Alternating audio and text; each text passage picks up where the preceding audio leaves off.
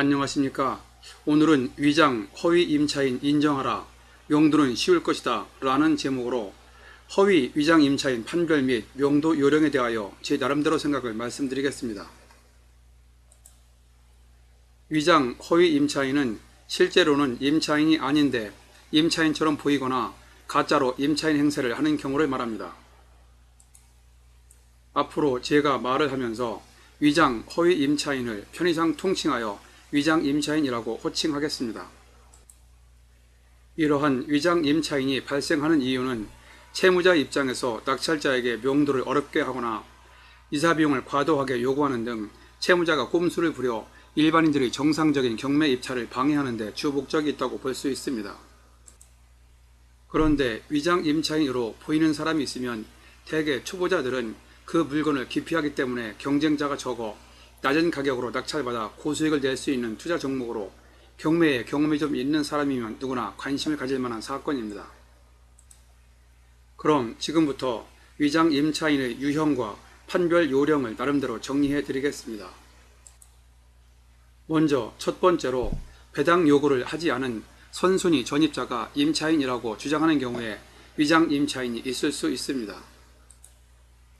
이때 판단 방법은 등기부상 1순위로 은행 근저당권이 있는 경우 그 대출 금액을 보는 것입니다. 대략적인 시세를 기준으로 선순위 보증금을 뺀 상태에서 정상 대출이 발생했다면 진짜 임차인으로 볼 수 있고, 대출금에다 보증금을 합해보니 시세를 훌쩍 넘는 경우는 위장 임차인이라고 짐작할 수 있습니다. 왜냐하면 은행에서는 확실한 원리금 상환을 염두에 두고 선순위 전입자가 있는 경우 주인에게 그 사람이 세입자인지 여부를 확인하여 세입자가 아니라고 하면 주인으로부터 그 사람과 임대차가 없다는 확인서를 받고 대출을 해주게 됩니다. 그리고 만약 세입자라고 하면 계약서를 확인하여 그 보증금액을 뺀 한도 안에서 대출을 하기 때문이죠.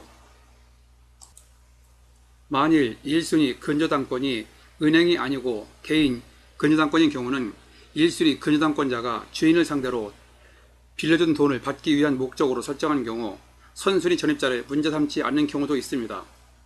그러므로 이때는 위장 세입자 여부를 판단하기 어렵다고 전전회 49회차 선순위 임차인 관련 유튜브에서 말씀드렸습니다. 그러나 주택의 경우 경매 사건의 약 98% 이상이 1순위로 은행 근저당이 있으므로 1순위로 개인 근저당이 올 확률은 거의 없다고 보시면 됩니다. 두 번째로는 후순위 임차인으로 배당을 통해 보증금을 전혀 못 받는 경우 위장 임차인이 있을 수 있고, 특히 경매 개시가 임박하여 세를 들어온 경우는 그럴 가능성이 아주 높습니다. 낙찰 예정가에서 배당을 한다고 가정하여 선순위 담보금액을 빼고 나면 세입자의 보증금을 전혀 못 받게 되는 경우 이사비용만 노리고 주인과 짜고 계약한 위장 임차인으로 간주할 수 있습니다. 일반적으로 정상 세입자들은 계약서를 쓸 때 주인집이 경매를 당한 경우 온전하게 보증금이 부어지는지 여부를 미리 따져보고 계약을 하기 때문이죠. 보증금을 일부 못 받는 경우는 어쩌다 계약 당시보다 시세가 떨어져 그럴 수 있다고 해도 보증금을 전혀 못 받는 경우는 한번 의심을 해봐야 합니다. 그리고 좀 전에 말씀드린 대로 경매 개시 임박하여 세를 들어온 경우는 거의 위장 임차인이라고 해도 과언이 아닙니다. 이렇게 선순위 담보 금액이 많아 보증금을 못 받을 가능성이 있는 것을 알고 세를 들어오는 경우는 거의 없기 때문이죠.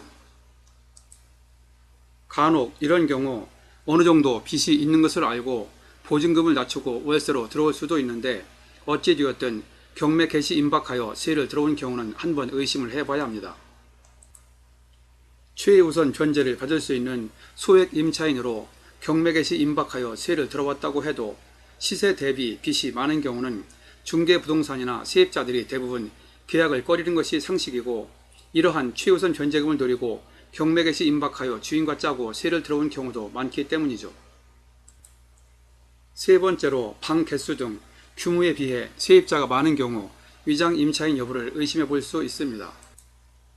예를 들어 아파트에 방은 3개인데 전입자가 2명 이상인 경우 그 중에 1명 아니면 둘 다 위장 임차인 가능성이 있습니다.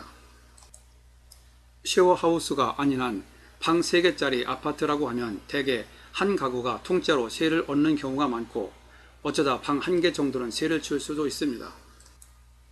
그런데 방 3개 중에서 2개를 세를 주거나 심지어 주인도 전입되어 살고 있는 상태에서 방 3개를 전부 다 세를 줬다고 하는 경우도 있었는데 대부분 위장 임차인이 있었습니다.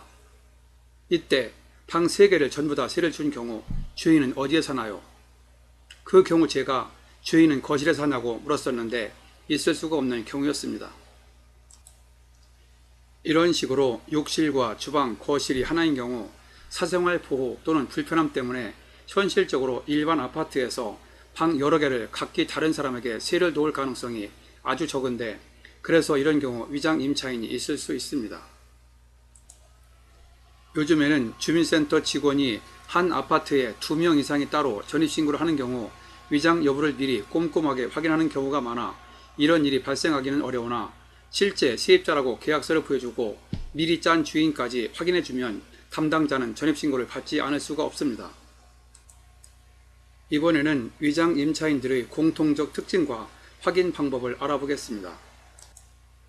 대개 위장 임차인들은 뭔가를 숨기는 것이 있으므로 정상적으로 중개사무소를 거치지 않고 거의 대부분 공통적으로 직거래 방식을 계약서로 쓰고 있습니다.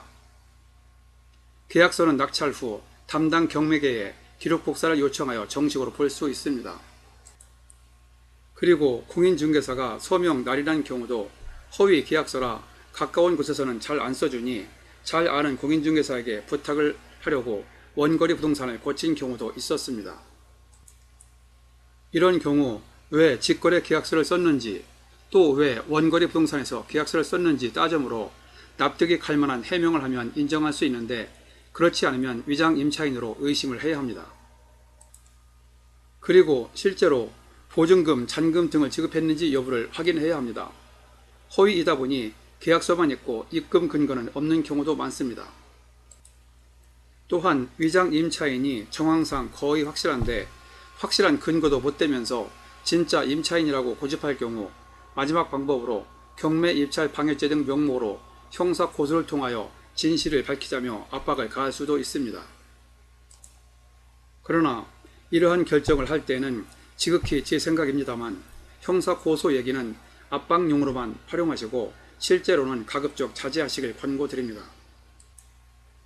왜냐하면 인기 평수인 30평대 아파트의 경우 평균적으로 이사 비용을 줘도 특별한 경우가 아닌 한 실무를 하다 보면 대략 200~300만원 정도에서 끝나는 경우가 많습니다.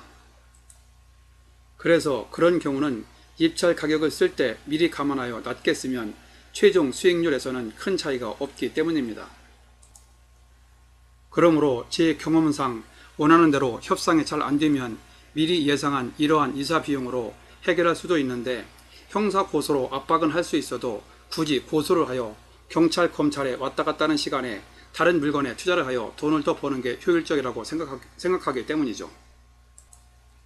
그리고 현장 확인 또는 명도 협상을 하면서 위장 임차인 여부를 알려드리는 경우도 있습니다.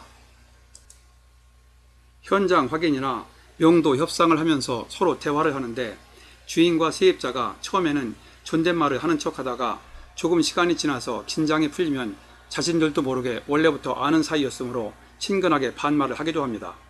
또한 서로 눈을 찡긋거리기도 하고 말하는 중간에 말을 막기 위해 옆구리를 찌르기도 하고 묻는 말에 대하여 서로 대답이 다른 경우 등 곳곳에서 허점이 발견될 수 있습니다.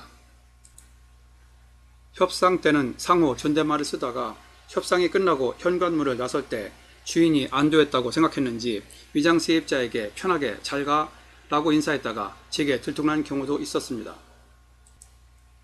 한편 직장인이 세를 산다고 했는데 방안을 보니 책장에 중학생용 교과서와 참고서만 가득하고 학교명이 새겨진 체육복이 걸려있는 경우도 있었습니다. 직장인이 세를 사는 것이 아니라 주인집 아들이 쓰던 방이었죠. 이번에는 오늘 유튜브 제목에서 말씀드린 대로 위장 임차인으로 인정하고 명도를 쉽게 하는 요령을 말씀드리겠습니다. 앞에서 얘기한 방법으로 어느 정도 위장 임차인으로 밝혀지면 제가 보기에 우리들은 채권자가 아니므로 그것을 끝까지 밝힐 필요는 없다고 생각합니다. 왜냐하면 우리들의 관심사는 임차인이 있는 경우 용도를 해야만 세를 놓거나 팔 수 있기 때문에 가급적 이사 비용을 적게 주고 빨리 내보내는 것이 상책이기 때문이죠. 그래서 협상 중간에 어느 정도 상대방이 어쩔 수 없이 위장 임차인임을 인정할 수밖에 없을 때 100%는 밝혀내지 못했더라도 넌지시 위장 임차인으로 하여금 현실을 인정하게끔 하고 더 이상 문제를 안 삼는 것으로 하면서 절충안을 제시하여 명도를 끝내면 의외로 쉽게 명도가 해결되는 경우가 많습니다. 그리하여 최대한 이사를 빨리 하는 조건을 걸면서 배당받는 보증금을 이사비용으로 가름하여 이사비용은 못 주는 것으로 하고 밀린 관리비까지 확실하게 정산하면 어떻겠냐고 하면서 최대한 하고 싶은 요구를 다 하는 가운데 내게 유리한 효율적인 협상을 시도합니다. 그러면 상당수가 자신이 한 행위에 대하여 조마조마하고 있었고 잘못되면 형사처벌까지 받을 수 있다고 생각했는데 아무 일도 없이 보증금까지 배당받는다면 상대방도 이러한 제안을 거절하기는 결코 쉽지 않을 것입니다. 오히려 상대방한테서 고맙다는 얘기를 듣는 경우도 있었죠. 물론 이러한 제 판단에 대하여 개인마다 생각이 다를 수도 있으므로 최종 결정은 전후 관계 등을 잘 따져서 합리적으로 하시기 바랍니다. 지금까지 위장 임차인 판별 요령과 용도 요령을 말씀드렸습니다. 참고로 이번 회차 관련 유튜브를 안내해 드리니 시간 날 때 들어보시기 바랍니다. 전전 회차 49회 유튜브 선순위 임차인 경매 재매각 반복 왜 그럴까에서 선순위 임차인 경매 시 유의사항을 정리해 드렸고 16회차 혼자서 입찰 가격 정하는 요령 1 누구나 쉽게 3회 총정리 시리즈에서 나홀로 입찰 가격을 정하는 요령을 말씀드렸습니다. 아래에 링크로 연결해 두었으니 클릭하시면 바로 보실 수 있습니다.